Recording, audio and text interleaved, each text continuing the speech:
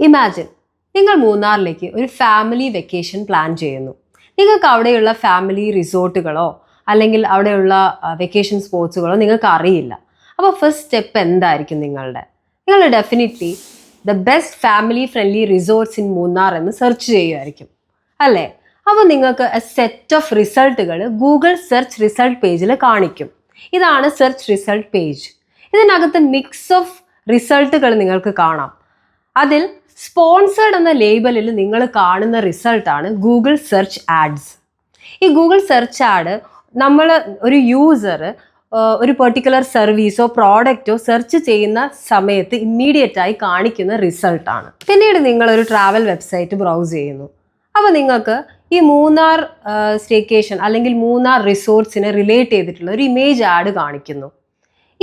ഇതിനകത്ത് നിങ്ങളെ entice ചെയ്യിക്കുന്ന offers, immunities എല്ലാം ഫീച്ചേർഡ് ആയിരിക്കും. ഇത് നിങ്ങളുടെ പ്രീവിയസ് ബിഹേവിയറിനെ ഡിപ്പെൻഡ് ചെയ്തുകൊണ്ടായിരിക്കും വരുന്നത്. ഇത് വേറെ ഒരു ടൈപ്പ് ഓഫ് ഗൂഗിൾ ആഡാണ്. അതിന് ഡിസ്പ്ലേ ആഡ് എന്നാണ് നമ്മൾ പറയുന്നത്. അത് കഴിഞ്ഞ് നിങ്ങൾ യൂട്യൂബിൽ ഒരു ട്രാവൽ വീഡിയോ വാച്ച് ചെയ്യുന്നു.